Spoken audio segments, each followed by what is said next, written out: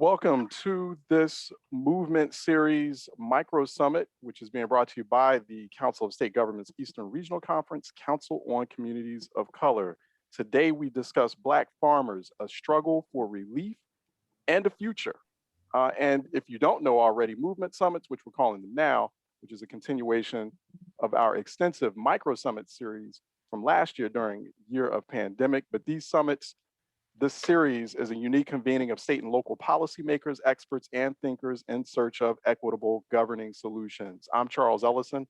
I'm your facilitator, your host for these discussions, also executive producer of these discussions, doing them in conjunction with CSG East. I'm also a senior fellow at the Council of State Governments Eastern Regional Conference, Council on Communities of Color. I want to thank Debbie Ann Page, who is the director of the CCC CSG East, and makes all of these conversations, makes this whole effort possible and as we bring this to you. Thanks everyone who is right now in the discussion, joining us and watching it, and this is being recorded. So if you are not a panelist, I would just ask that you please keep your cameras off. That's one.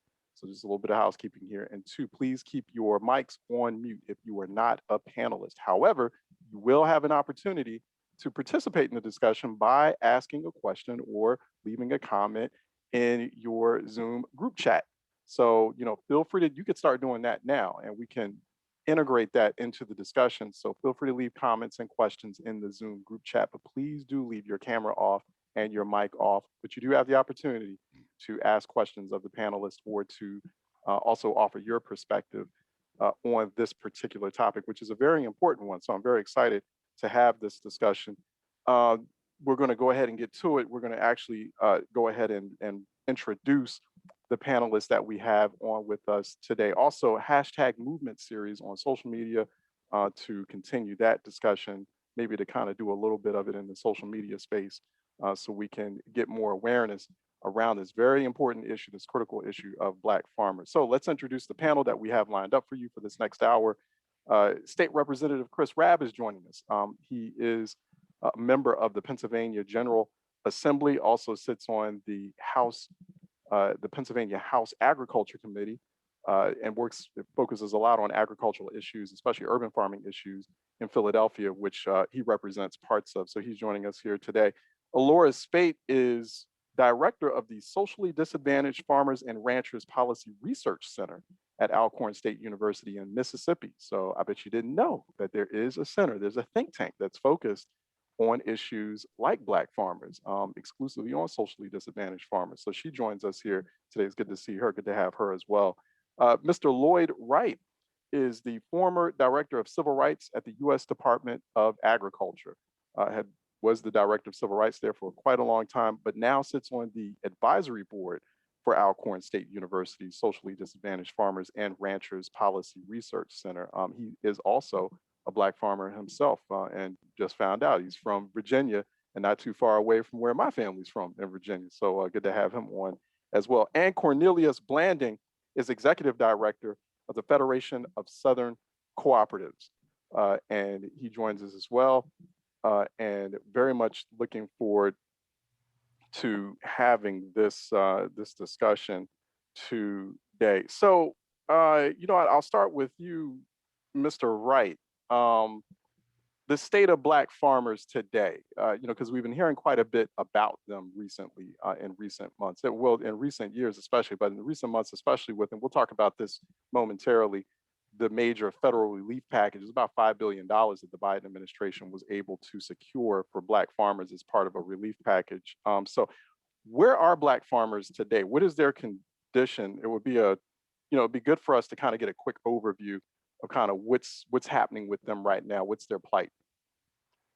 Well, thank you. Black farmers are not in good shape. They've been on the decline since 1920. At a time when we had almost 1 million Black farmers out of 5.5 million.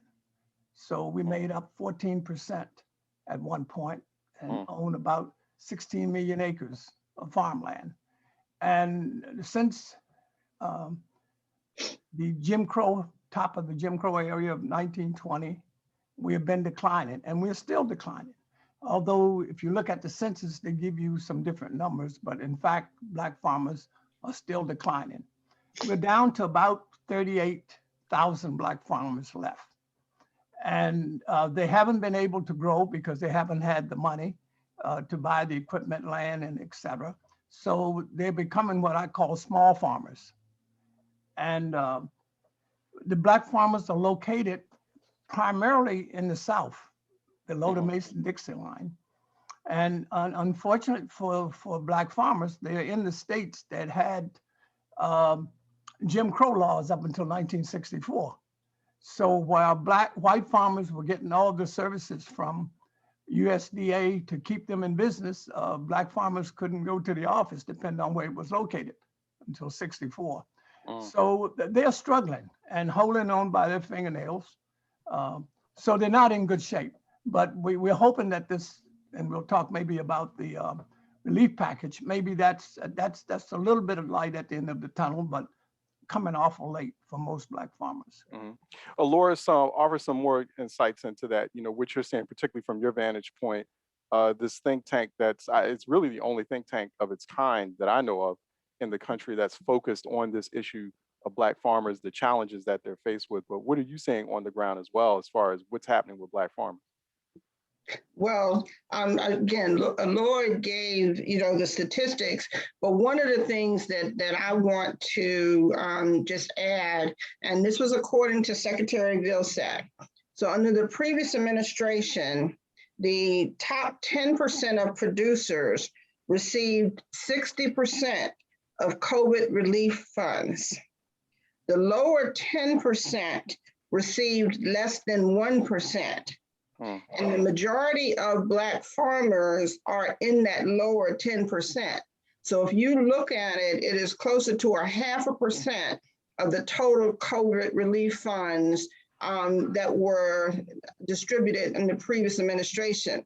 And I share that to say that it is a continuing pattern there.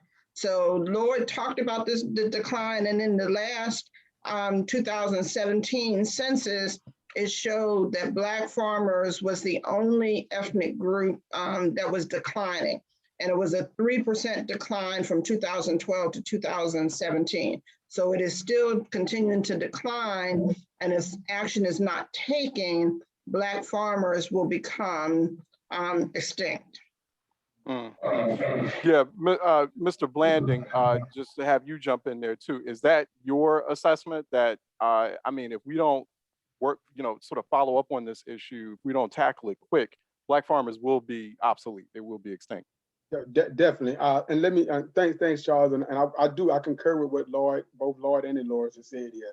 And let me, for one reason, let me say something about our organization in terms of being the largest and oldest cooperatively owned organization, only organization owned by Black farmers and landowners in the country. But I say that for this reason, because our focus is primarily around land. And those statistics that Lloyd gave and the information that Dolores spoke is definitely correct. One of the statistics that we use to get to your question is that in 1910, there were 218,000 Black farmers owning roughly 15 million acres of land. And by 1992, before the turn of the century, there were only 18,000 Black farmers owning a little over 2 million acres of land. So you see the sharp decline of land loss. And one of our projections was that by the year 2000, there would be no Black-owned land if the trend continued at that rate. And that so real quick, and just like, because I want people to absorb that. So we went from, in 1910, 218,000 Black farmers owning 15 million acres of land to down to, when was it and how much again? In the 1992 census, there were 18,000 owning 2.3 million acres. So you're talking about almost a 90% decline in farmers and land ownership in this country. And yes, as Lloyd mentioned, this trend continues to happen. As Lloyd spoke about, and there's various reasons, and you showed the percentage in terms of services. But Black farmers now make up only 1% of the farm population. They make up only 1% of the land ownership in the country. And the key thing to remember here is that it's less than 0.5% of the ag sales. So you start seeing that there's not a lot of sales there. So the income, the things that are needed in terms of wealth creation, income and all those things needed to continue to maintain land and build land is disappearing, is declining even at an even greater percentage. And so, yes, these statistics are stark, and they point to us to a trend that's unfavorable to Black farming.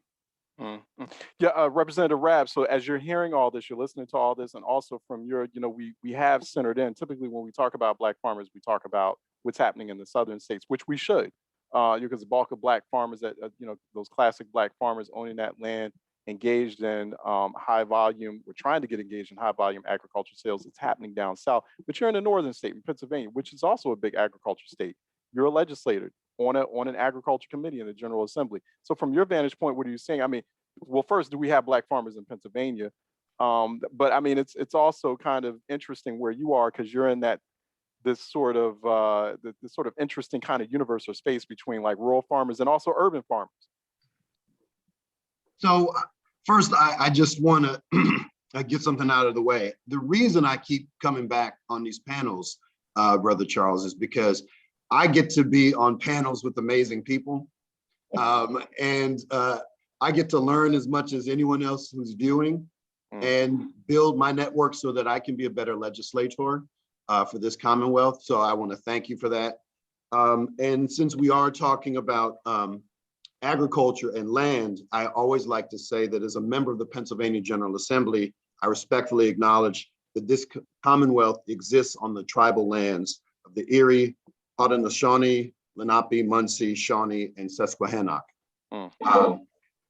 But I also want to represent, I also want to acknowledge the stolen labor of our ancestors. And we would not have been brought here if it were not for agriculture and the collective wisdom and skills that we had that preceded slavery. We were harvesting rice in West Africa. We cultivated the land for centuries, if not millennia. And so when we talk about Black farmers, we have to put it in the context of an economy that would not have thrived, that could not have thrived without our stolen labor and our intelligence and skill.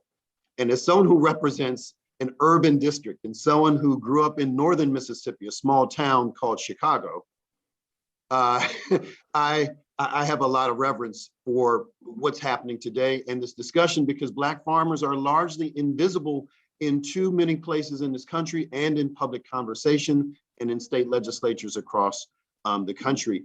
And the reason I'm on the Agriculture Committee is not because I'm an expert on this, is because I want to learn and to be a better advocate, because I also have a vested interest in this. I eat every day, sometimes multiple times a day. I feed my family. I want to know where my food comes from. And I believe in equity and justice. And you cannot believe in those things if you do not center this fight around the labor that has been stolen, the land that has been stolen from Black farmers. And I literally would not be here today. I would not be in Chicago with the Northern migration and all the things that I have benefited from if it were not for Black farmers. And the last point I want to make is, when we talk about the erosion of Black farming might, it is because of racist state and federal policies. It didn't just happen. It wasn't like Black farmers said, oh, well, I'm no longer interested. It's because there was legalized theft on all levels of government, and government was complicit in all of this, which means that reparations is the only appropriate thing for this. And it also means that whatever happens now has to happen in the context of making up for all of the injustices that have happened up until this point. And so it's not just about equality or kind of maintaining, it's about a radical redistribution based on what has happened to Black farmers and what, as a result, has hurt our society at large.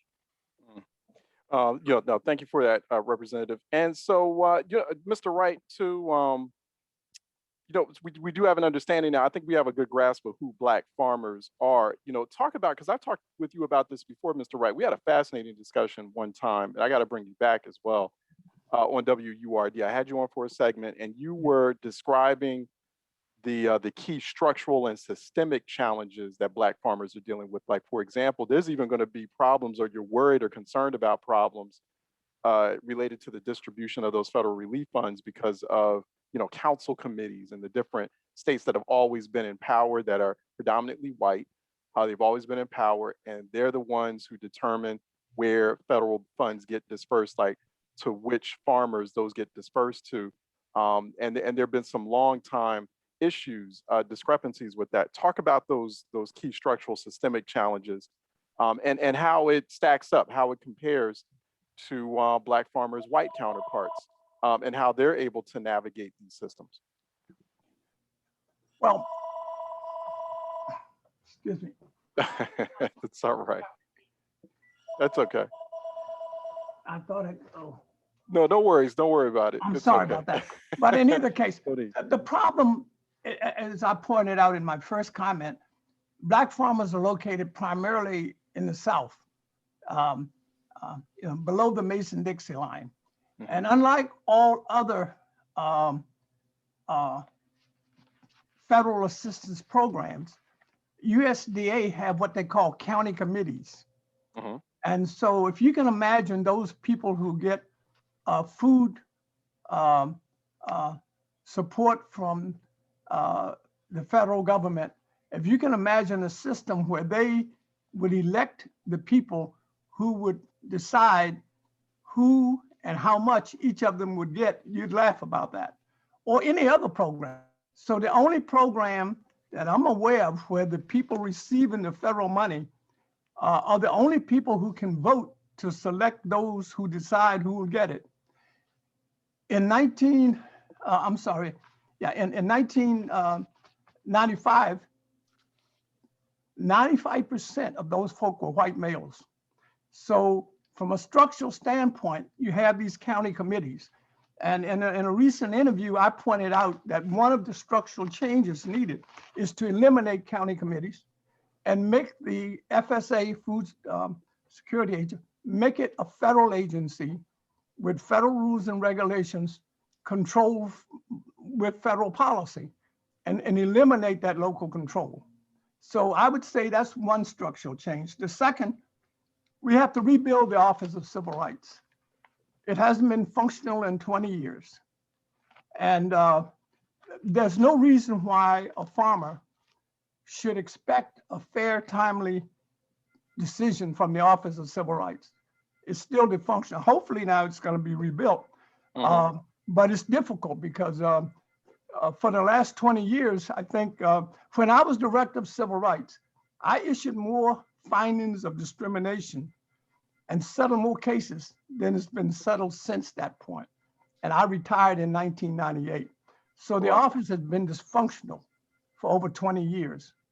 So those are two changes that you got to make. Get rid of the county committees and reconstruct the Office of Civil Rights. Yeah, what do you think, Aloris? You think that that's where we need to head? What are some of those systemic structural challenges that you're seeing, and what are you all doing at Alcorn State University's Socially Disadvantaged Farmers and Ranchers Center, like to tackle this? Like, what sort of role is your organization playing in that? Well, so I certainly concur, with Lloyd. If you don't start with the infrastructure or the structural changes, then you're going to continue to have the same problems then. And so, starting with how USDA is structured, the civil rights and the county commissions, then I think county committees are absolutely, two of the first things. Now there's some other things that are going on. The executive order on racial equity that President Biden signed his first week in office. So one of the things that we're doing at the Policy Center, we have charged a team and we're actually going through USDA programs, program by program, if you will, and identifying where either in eligibility, whether it is in contracting, where there are policies that are racially biased or that disproportionately disadvantage farmers of color there. And so again, I think that those are good places to start. They're not, by all means, are not going to take care of everything, but it's a good place to start. along with the debt relief, Yeah. from, right, yes. And thanks also real quick, Loris, just on that, and Mr. Wright, Loris, thanks for talking about those county committees, and thank you, Debbie just put in the Zoom group chat a link to the various, sort of a map of or a list of, I haven't clicked into it yet, of the various county committees under the USDA, the U.S. Department of Agriculture, the federal U.S. Department of Agriculture that we're talking about. So if people are wondering, well, what are these county committees that they're talking about? Thank you so much, Debbie. Debbie Ann Page just provided quietly a link to that, so you can kind of do some research as we're having this conversation now, and it's in your Zoom group chat. Cornelius, looking at this, looking at the composition of the county committees, the dysfunction in the USDA Civil Rights Office, then Black farmers get this $5 billion aid relief bill. But and Loris, feel free to jump in if you want to kind of offer some more context on this too.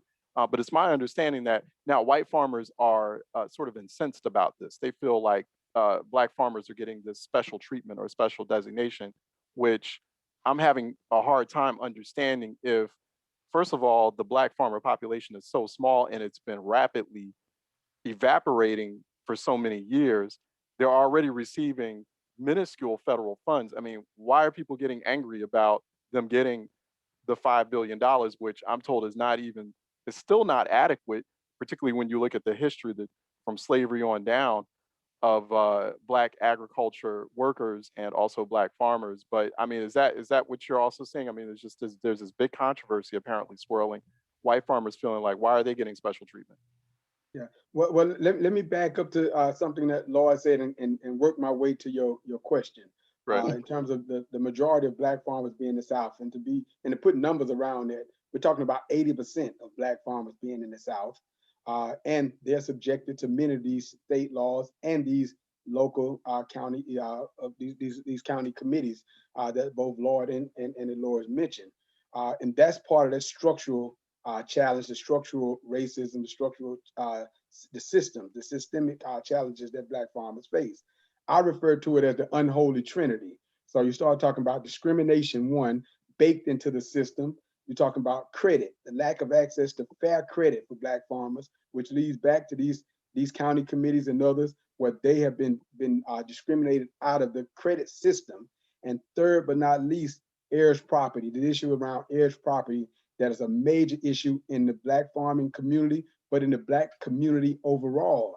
And Representative Rabb talked about being in Philly and talking about the Great Migration. Many of our folks have moved to these cities from Mississippi to Chicago, from Alabama to Detroit, from Georgia to South Florida.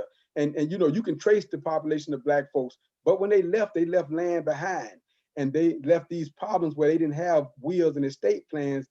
Land was passed down to their heirs, but it puts them at jeopardy by state laws, these heirs property laws. And that's a huge problem. So you have, again, discrimination, credit issues, and heirs property, that unholy trinity. And so these are structural issues. These are issues that can be resolved, many of them by state laws and changing state laws, by correcting these problems at these local county committee levels. So there are solutions here. But now let's get back to your question about this $5 billion.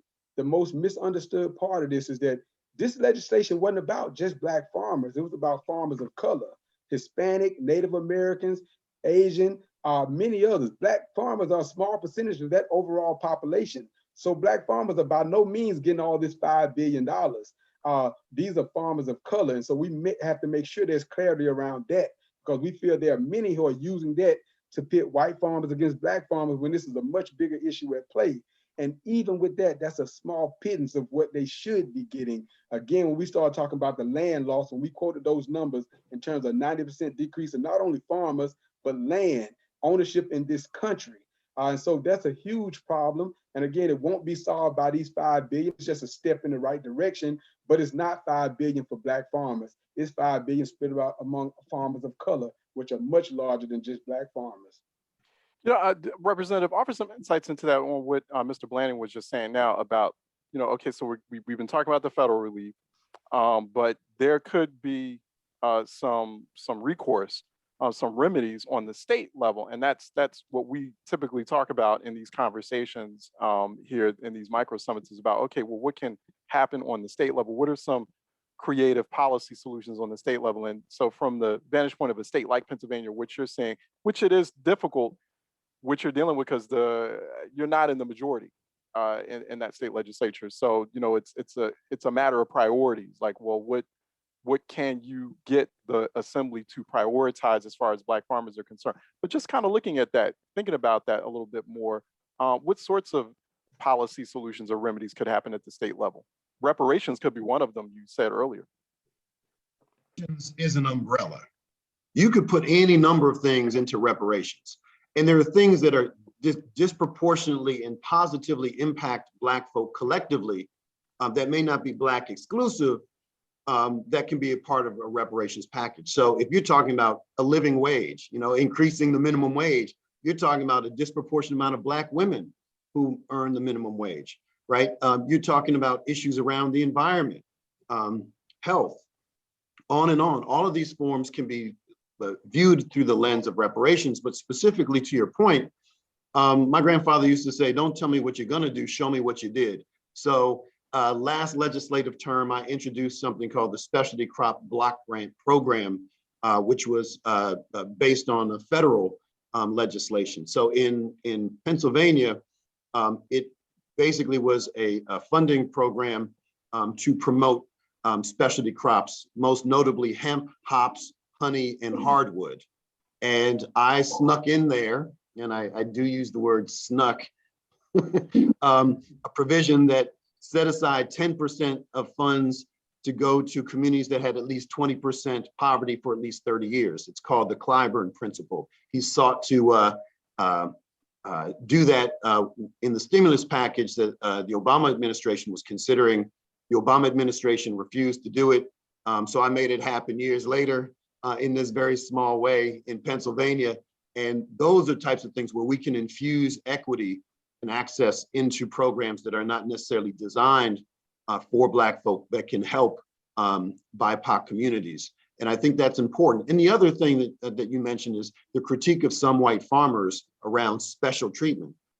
Yeah, there should be special treatment. I mean, that is an accurate representation. Right. Black folk, Black farmers, and marginalized farmers, socially disadvantaged farmers should be treated in special ways in light of the systems of oppression that have extracted wealth and access from those communities. Absolutely. But here's the bigger issue, and this transcends agriculture. Most white people don't know how they benefit just being white, because they never think about being white. That's the default. Secondly, they don't know anything about history. They don't even understand white history, if there's such a thing. So if they're operating in a vacuum, like my family worked hard, they came over from, you know, Hungary, and they had nothing, and they were all of this stuff, that may be true, but it's because of their whiteness that allowed them to take advantage of things that Black folk who've been here for generations could never conceive of or could never hold on to because of these racist policies. If there's no education around how they got what they got and the expense on other people, then they think it's unfair. And if we're only now talking about issues of equity, then we haven't done our job in terms of raising the civic literacy of all Americans. Because the reality is, white supremacy and all of these racist policies hurt white folk too.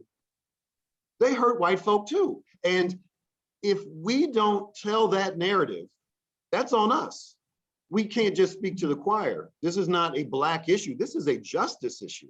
And the more folks we have in agriculture doing the work, south to north, Black to white, east to west, urban to rural, the better we will be. The more holistic a society, the greater community wealth, the healthier we will be. And that has to be the objective.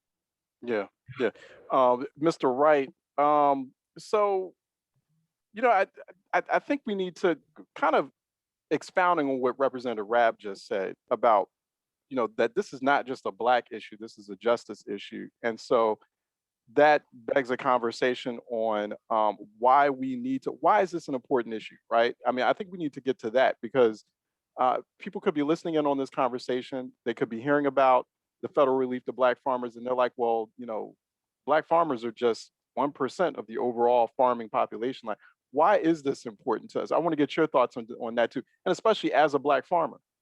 Like, why do people need to pay attention and treat this as the critical issue that it is? Well, wealth in this country is tied to land, and the Mhm. Southern Federation has spent most of their existence addressing that issue. Wealth has been taken from the Black community in that for the last 100 years, there's been discrimination by the Department of Ag and state and local governments to extract the wealth from the Black community. And so when you look at what's being done now, let me back up. I heard a couple farmers from who had farms that have been in their families for 6, 7 generations, talking about the fact that people of color getting ready to get the debt forgiven. And what they overlooked, if you've had the land in your family that long, the federal government chased American Indians off the land, and slaves cleared the land and farmed it for you. And now you're concerned that we're getting ready to give what I call crumbs to American Indians and Blacks who made your farm possible, and you suddenly have ants in your pants. You didn't when you got all of the money. Under the last administration, as was pointed earlier, what 99.95% of it went to whites. They didn't have ants in their pants then. I didn't hear any of them stepping up saying, wait a minute, folk of color should be getting some of this money. And so the little bit of money that they're going to get now is going to save a few of the farmers who are hanging on by their fingernails. Some of them don't have enough money right now to plant their crops this spring because they didn't get the money in the last 4 years that the white farmers received, and they had the same or higher expense. So it shouldn't surprise you that even with this money, and it's not coming fast enough, by the way. I tell folk that if these were white folk, they'd have had the money already. Right. I'm not happy with the speed that the Department of Ag is using, because farmers still have their land tied up and they can't use it as collateral to borrow money, and they can't plant spring crops. And we're planting crops right now. And if you don't have money for grain, fertilizer, chemical, you can't plant. So if you look at all of the history and all of the things they've done to Native Americans, to Blacks, and now you're upset that they're throwing crumbs at them, you're showing who you really are. And we've known that all along. But yeah, it's more than a justice issue. It's a long-term racist issue that this country was built on, that most people don't know anything about it because, like you said, we don't know much about our history. Hey, Loris, so let's start talking about kind of particularly as we're coming close to, we got a little under 30 minutes left in this conversation, and a really wonderful conversation as well. And it's enlightening me to a few things. It's triggering some other thoughts, and I feel like we're going to have to do a continuation discussion at some later point.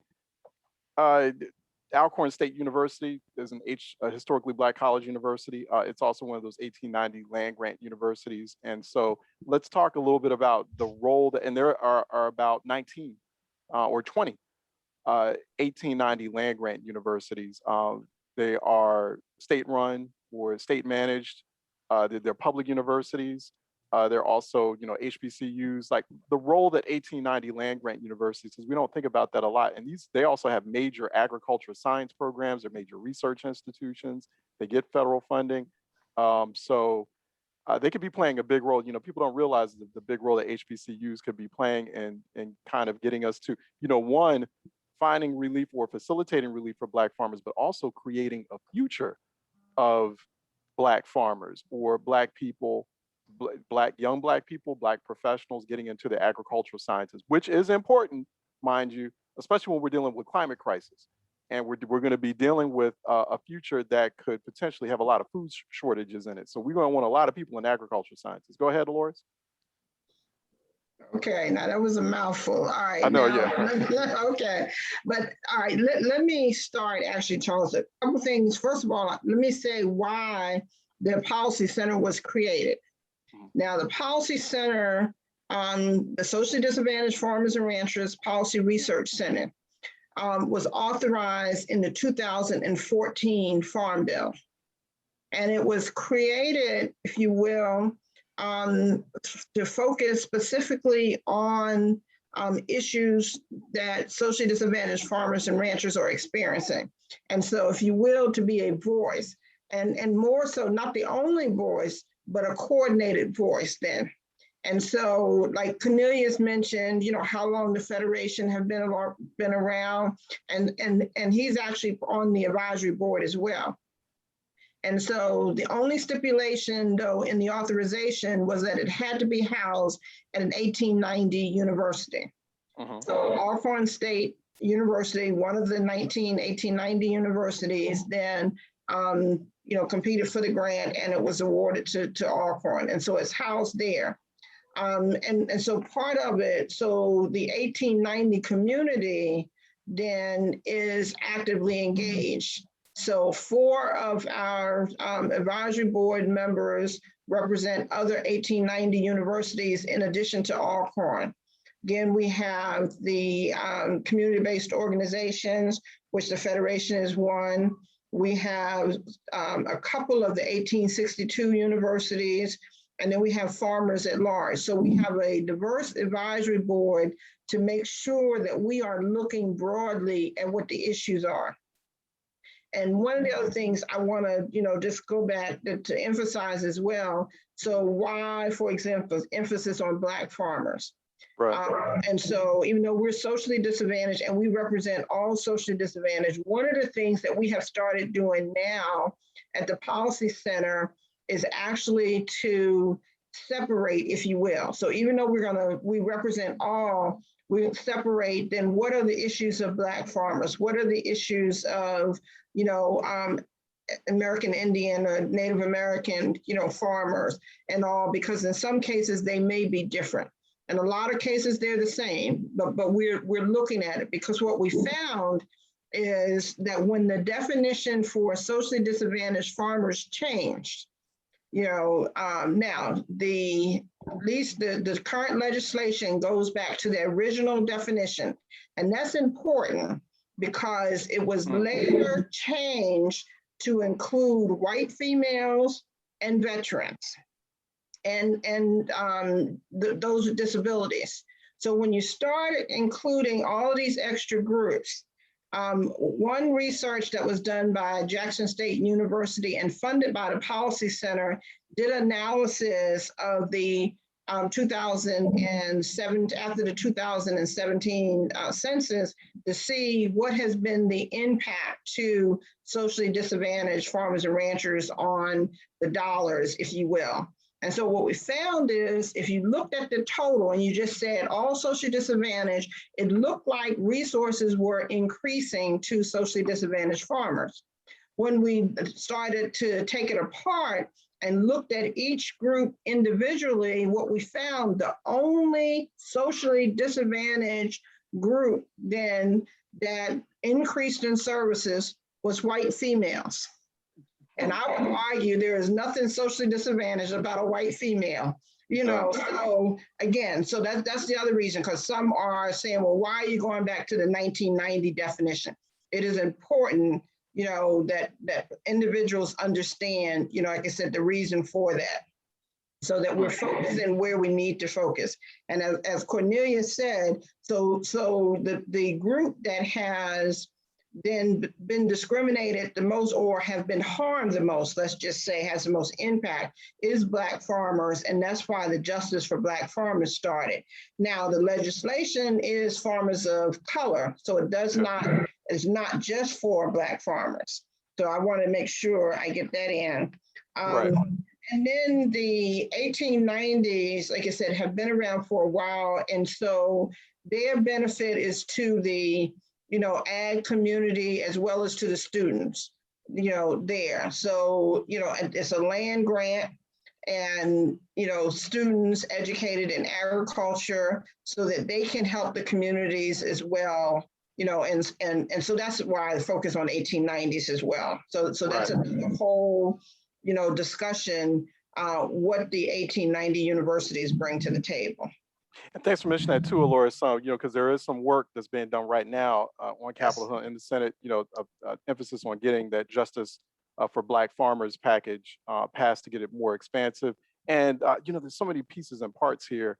Also, I noticed that some more people had come in to this discussion. And as you're watching it, we probably have about 20 minutes or more of it to go. So, if you have a question, people probably didn't hear at the top of this program, if you have a question or a comment, please leave it in the Zoom group chat. You can do it in the Zoom group chat to the right of your screen. But in the meantime, anybody who's new, please make sure to leave your cameras off and also your microphones off if you are not a member of the panel. This is a good question here.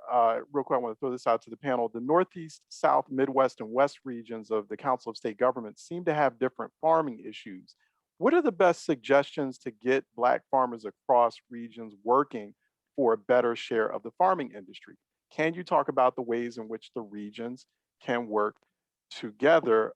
Representative, I'll throw that question at you first. Now, I would love to get everyone else's views on it. Well, I think this is why it's important to process all policy through the lens of an equity framework. Who's at the table? Who decides what success looks like? If farming is inherently white to you, you're automatically operating at a great disadvantage because that is not accurate nor good. It has always been a diverse area and it always should be. When we're talking about food systems, when we're talking about health and nutrition, when we're talking about business and entrepreneurship, when we're talking about environmental impacts, all of these things, there needs to be a certain level of autonomy and independence and interconnectedness between these communities. And if you're not able to have that conversation, if people at the table don't know the history and don't know how policy is connected to this extraction of wealth and intelligence and skill from our society, then garbage in, garbage out. So just having that discussion and making sure people have the literacy that a lot of folks on this panel take for granted is a great starting point. But the other thing I want to mention too is with regard to land grants. Before the 1890 land grant institutions, there were land grants to individuals who were almost exclusively white men who served in the Revolutionary War, quote unquote settlers who were given land that was stolen so that they could farm. And then over a period of time, some of those folks would acquire human beings as free labor to do exactly what Brother Wright said, right? So the original wealth of this land and how they cultivated it, it is just one injustice on top of another that has created wealth and then extracted wealth from other communities over time. So when we left and we migrated up north, one of the reasons we left was fear, right? We had a choice. I don't know any Black Northerner who doesn't have a story about how we were run out of the South, right? Fear of being lynched. And when we left, to Brother Cornelius's point, we left a whole bunch of property. We left a whole lot. And as a result, that extraction has benefited. It is a zero-sum game. It just didn't stay there untouched. It was acquired as facilitated by policy. So that means government is complicit, which now means that government is responsible for doing the right and just thing and to do it in a creative way. So back to your original question, we need to root our conversations in this history and what success looks like and start from there. Anything less than that is going to yield deeply problematic results that my fellow panelists have already gone into great detail describing. And, Mr. Blanding, too, and think about what that coordination, that framework could look like between the regions. That's one. I also think about like, how could you, enhance or strengthen the plight of Black farmers by trying to forge an alliance between like those rural Black farmers that are in that traditional conventional farming community and urban farmers. We're seeing a huge, interest, a spike in interest, and also activity in the urban farming space. Like, for example, in a city like Philadelphia, and Representative Rab knows all about this. Maybe that could be like a way to, trigger like, that kind of activity, to get more people involved in the farming space, and to, to also have more ownership over food sovereignty issues like that. Go ahead, Mr. Blaney. So, Yeah, and I'm no, sorry. Go ahead, Dolores. Okay, and I was going to say, I just want to, so before Cornelius answers, just to give, we're in the interest of education, and Representative, Rab mentioned, the land grant. So I just want to give the context there. So from 1868 to 1934, the federal government gave away 246 million acres of farmland and 160-acre land grants to over 1.5 million white families.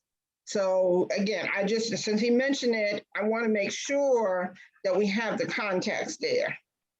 All righty, so now. No, that's good. Thank you so much, Dolores. Yeah, no, that's useful. Go ahead, Cornelius. Yeah. So, Ms. Ellison, let me add to, because again, thank you, Representative Rab.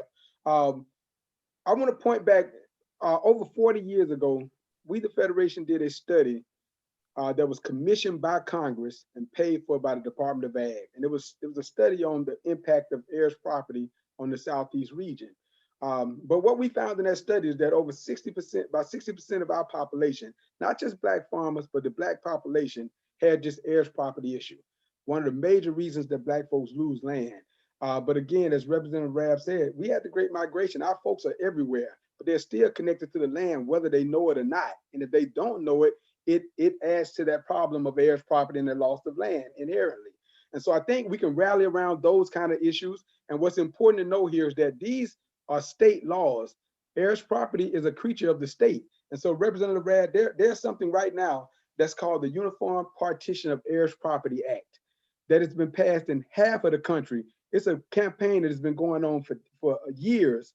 And state by state, we've been able to get this, or work with others to get this passed. Pennsylvania is one of the states that hasn't passed this act. But this act deals with a few key things that help deal with this heirs property issue. The ultimate goal is uniform heirs property legislation.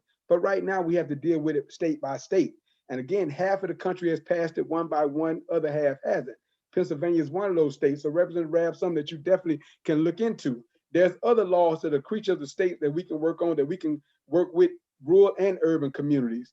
There's the majority of the farm population being in the South, but the majority of Black consumers are in the North. How do we have these marketing connections where we target directly our people and understand where food's coming from? We dealt with things like we've sent food from Mississippi to Chicago, where the folks in Chicago say, hey, I'm getting food from home. So I think there's a lot of creative ways we can do. We're working right now with an urban ag project in Cleveland that former Congresswoman Marsha Fudge was helped work with in terms of building out projects like that. We're working with a farm in New York, Soulfire Farm in New York, to do these fellowships with farmers all across the East Coast, North and South, to really get folks into farming and do these fellowships and really be connected to the resources and connected to each other.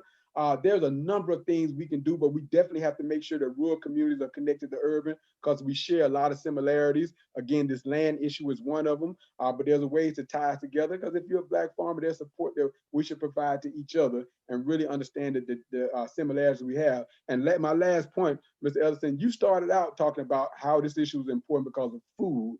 And I think everybody in this country, Black, white, Native American, others, should realize that when you eat, you don't know where that food came from, whether it came from a white farmer, Black farmer. So you should be concerned about the plight of Black farmers and all farmers. And when things happen, because farmers are the vanguards of our environment, one example was, I think in 2014, a major incident happened in our country that very few of us knew about. In Toledo, Ohio, there was a toxic algae bloom where fertilizer ran off a farm in the metropolitan area, in an urban area, into Lake Erie. And it caused this bloom that shut down the water supply for 500,000 people. And the EPA said that this situation is happening in all 50 states in the United States, and it's just waiting for the right opportunity for this bloom to take effect and shut down our water supply. That's a farming, that's an agriculture, that's an issue that we should all be concerned about. We're all connected through our air, our land, and our water. And if we don't think that Black farmers are important, we will feel it when we eat our food or when our environment is impacted and won't even realize why. So we have to stop fighting these issues and start supporting them. And we have to connect the urban areas to rural areas, because it all matters. It's all one circle. Yeah, no, thank you for, oh, go ahead, Dolores. Well, no, I just want to make sure, we live this every day, but Cornelius, could you explain to everyone what heirs property is? I saw somebody put that in the chat. So, yeah, sure. Okay. Sure. So generally, when a landowner passes, if they haven't done a clear will or an estate plan to pass that land down, it's passed down through state laws to their heirs, to the heirs of their property, their children, basically. And each generation, this land ownership is further fragmented because the ownership of it grows as the children grow. And the problem with that, in this country, we don't recognize that form of land ownership, that form of land tenure. So it's a cloudy title, they call it. You don't have secure ownership of it. And that impacts how somebody accesses loans, government resources, money from the Department of Ag, resources that many others are getting, that white landowners are getting, that many Blacks can't get, just simply because of this heirs property issue. And so that land is fractionated and owned by multiple owners. And that's part of our culture. Your parents don't want to leave the land to one child. It's left to all the heirs, but it creates a problem as the generations grow. And it's an unclear title, if you will. We do have this, I believe it's a question or a comment from, and I believe this is Senator Marie Pinckney, who is a Delaware state senator. And I think she's representing parts of Newcastle County.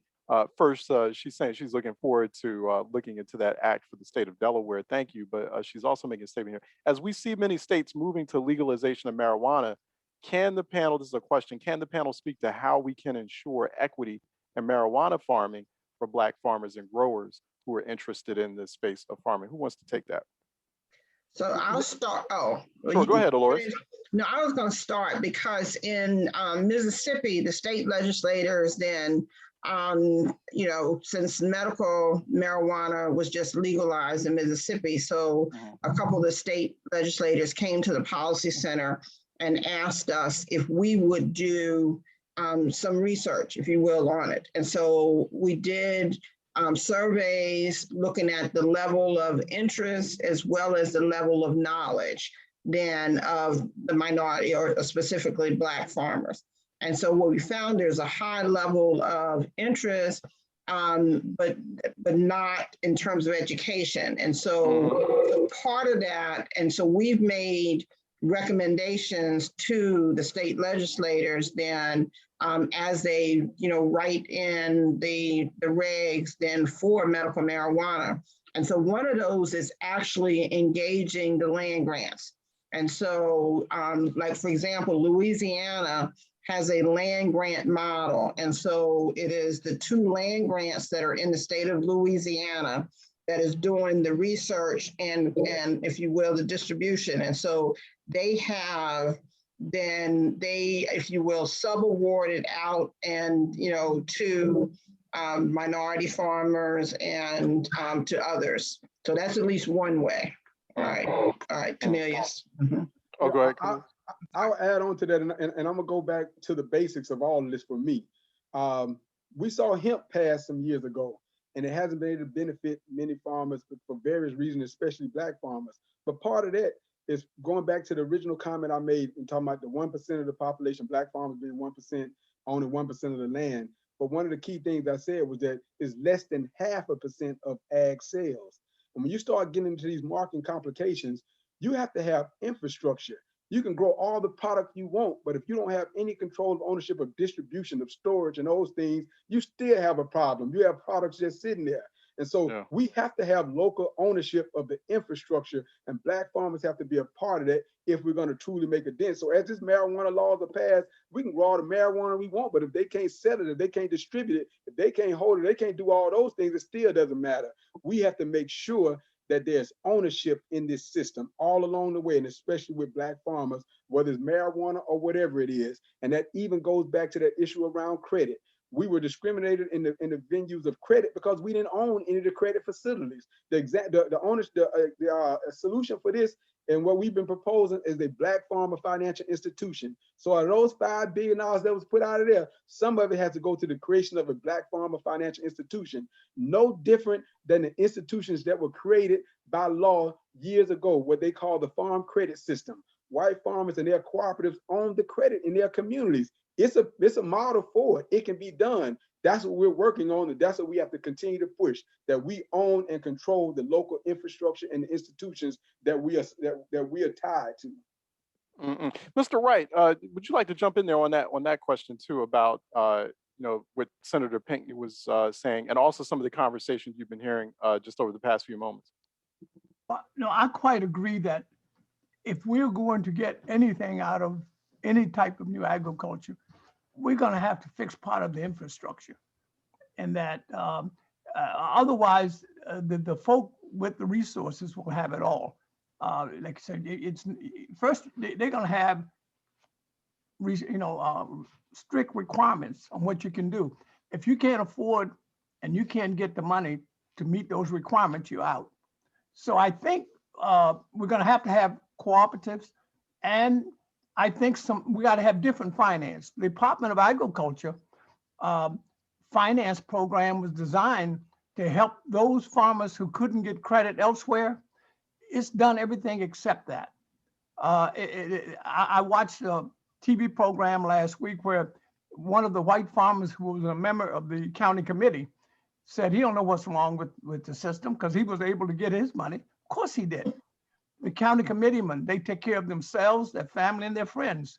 Blacks happen not to be one of the above, and they don't get it.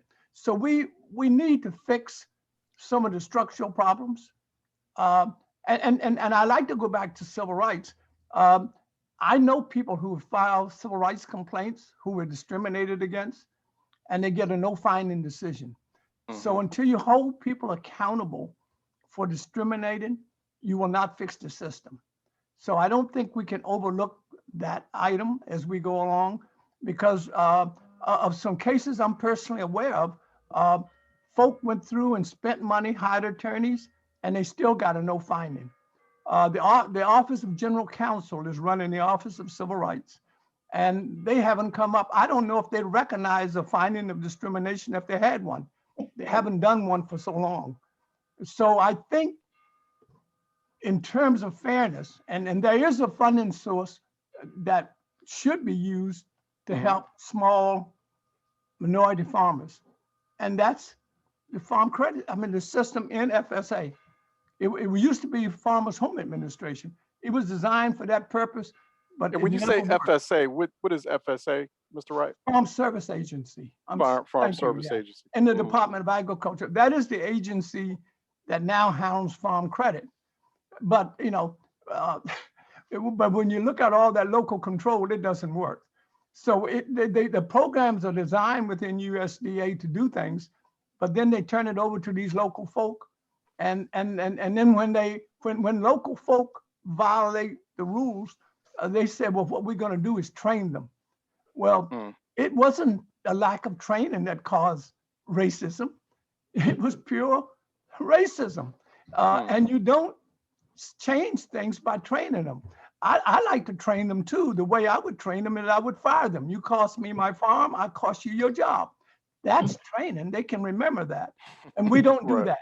Yeah. We spent billions of dollars settling complaints back 20 years ago, but we didn't fire anyone. Not a single person. Taxpayers paid for the relief, and the people who discriminated got away with it. So I think unless we fix that on any other thing we put together, you have to have a system. And I think a number of us are thinking, Cornelius, you need to move the Office of Civil Rights out of USDA and sign it to a judge or to justice. I don't think it can be reconstructed in USDA because the people who are there putting pressure on folk on how they operate are responsible to the hierarchy in the department. and they don't want findings of discrimination. And they're scarce as hen's teeth. Yeah. And if you Yeah. can't get a fair decision, you can never correct any of these other things we're talking about. Because Right. you'll never hold anyone accountable. You know, it's a fascinating, Scott. I know I actually went a few minutes over time. I'm gonna give about a couple more minutes because one question I do want to kind of go around the table, Representative, I'll go back to you on this question, is how do we get the younger generations? We got Gen Z now. That's our young generation right now because the millennials got older. But we do have the millennial generation as well. So how do you get younger people, particularly younger Black people, engaged on not just this issue, but engaged in the agriculture sciences, because they're the future, right? To carry this forward, to carry this issue, this plight, this cause forward, and also to create a food sovereign future. Representative, I'll start with you. Very simply, and this applies to everything.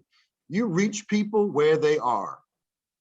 How many, listen, I get the question all the time, like, brother, why are you on agriculture? Are you from Chicago? You represent Philly. What are you doing on agriculture? And I tell people, because I eat every day. And it's a funny kind of response, but it's true. And whenever people ask me that question and I respond in that way, they're like, oh yeah. So what do you like to eat? What do you like to do that we can connect to agriculture? You start with what the felt needs and priorities of the individual, and you can make your case for agriculture. It's very straightforward, but a lot of folks don't do that because it's not on their radar. So, and we were just talking about cannabis, in which, by the way, I say cannabis, I don't say marijuana, because marijuana is born out of racist policy that has been connected to the racist war on drugs. And really it's a war on Black folk and other communities of color. So I would say that. The other thing I would say is, it's actually a question. In these county committees, there are 11 that are going to be urban county committees. Philadelphia, I just found out through this panel, is one of them. If you have the right mix of folks who are running these county committees, is there a way to empower a well-governed urban county committee to actually have authority beyond its own county to actually do the things that could help folks in rural areas in kind of partnerships to avoid that racist architecture that's existed? That's the question I have, because that's a good question. Yeah. is I that don't know possible? if any three of you want to chime in on that. Mr. Wright? That could be done under the present setup. It would not, but that is something that should be put on the board for changing it. Yeah, and folk. And by the way, it's been documented for 60, 70 years that the county committee was the major cause of one of the major causes of the decline of Black farming, but they've done nothing. And they've tried to put patches on it, like appoint a Black to the committee. So now you have a 3-person committee, you put a 4th one on, and the decisions are 3-1. That won't fix it. But I think having a committee, maybe an urban committee where you have enough minorities that you can control the committee, and giving them some expanded role might be something we can work with. Yeah. And I think maybe we ought to have a committee in Philadelphia. Yeah. I really see a big opportunity for alliances between rural Black farmers and urban Black farmers. I think that there's something really, my instinct is telling me that there's something really powerful there that potentially that could happen. Aloris, I don't know if you wanted to kind of get any parting thoughts. No, I don't have anything. Other than to say, and Cornelius touched on this as well, is part of it is the discussions. So the good thing, I know you said folks are zoomed out, but there has been some good. So there are folks that would not ordinarily participate in some of the discussions in conferences now have more of an opportunity, and that's shared. So one of the things that we're doing at the Policy Center now is hosting, if you will, regional meetings, but because they're virtual, they really have been cross-regional there. And so we are starting to both share the information of the current policy on agriculture and looking toward 2023, the next farm bill. So we have started, and so part of that is collecting the issues, whether it's by region, by state, or whatever around agriculture, and then coming back together and prioritizing them before we go to the House Agricultural Committees. Yeah, no, I think that's very key information there, Loris, that people need to know about. And please, I think Alcorn State University as well. At Alcorn State U on social media. I think Alcorn State University is also, if I'm not mistaken, at alcorn.edu. If you want to get more information, particularly on the Center for Socially Disadvantaged Farmers and Ranchers, and looking at the work that Loris is doing.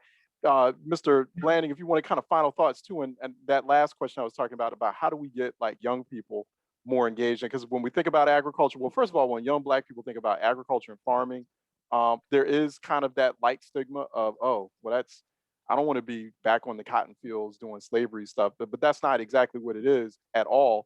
And so there's that, and it is very deep, immersive work, and it requires a lot of thinking.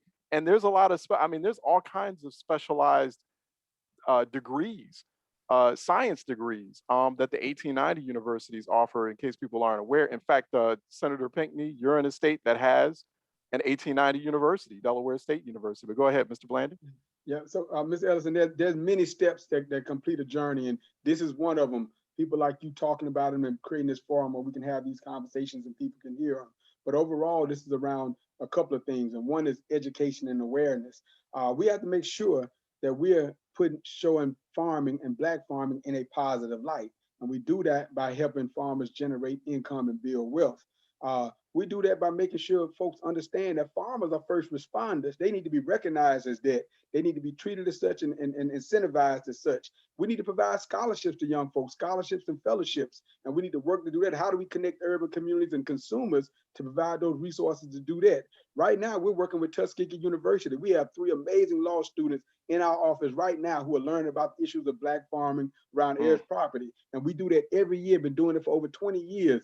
Those lawyers go out there aware of these issues. We are working with Alcorn and the Policy Center, making sure that we're dealing with the policies of our country of Black farmers. Working with folks like Alabama A&M and their forestry students learning about the issues of Black land ownership and how to do that. So I think there's a number of ways we start doing it. But last but not least, in terms of dealing with these systemic issues, we have to really take that on, because here's the great irony of the South, of our nation and of this world, is that there's a close kinship to food and agriculture, to poverty. And that's a shame.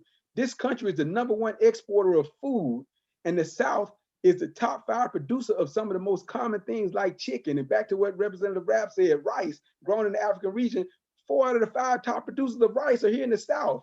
But the South is the poorest region in this country. That's a shame, the connection of the kinship from food and agriculture to poverty. That's because of our policies. We have to change our policies, starting at the state level all the way up to the federal, starting with things like heirs property and land ownership, to local ownership of the systems that are responsible for this. All the people from other countries and other regions own the food, the systems of food, not the people who are growing it. And that's the problem. I'm going to leave it at that. This is a great discussion. I really appreciate it. We will have a part 2. I promise you on that. And also, folks can view clips of the conversation as we've been talking. I've actually been taking notes, as I always do, in real time on Twitter. Go to #movement_series. So they're just clips, just short quotes of this conversation at #movement_series. I'm at Ellison Report on Twitter.com, by the way. Thank you, everyone, for joining us. I want to thank our panelists and thank also the questions and the comments and also the information from the audience. I want to thank Debbie Ann Page, too. She's been providing some great reference material in the Zoom group chat that I hope everyone's been accessing. So I really appreciate that. We just want to once again give a round of gratitude to our panel. That was just Cornelius Blanding, who's the Executive Director of the Federation of Southern Cooperatives.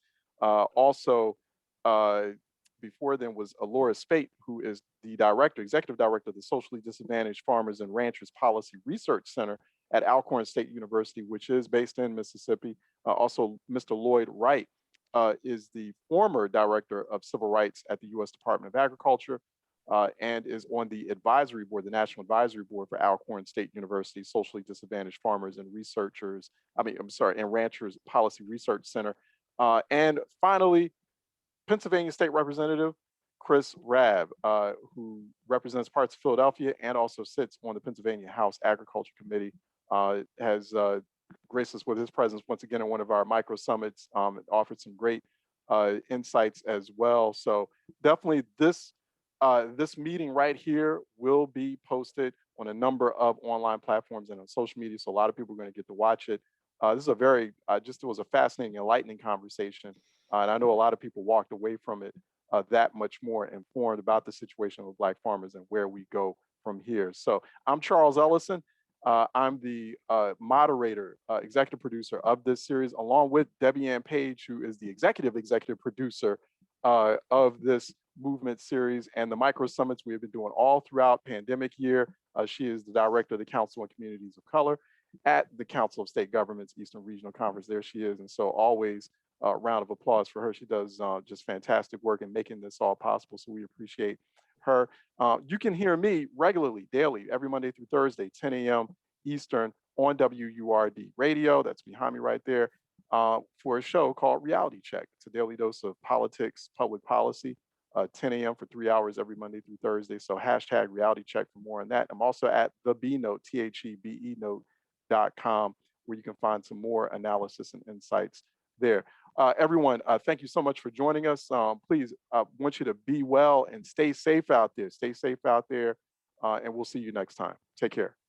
Thank you.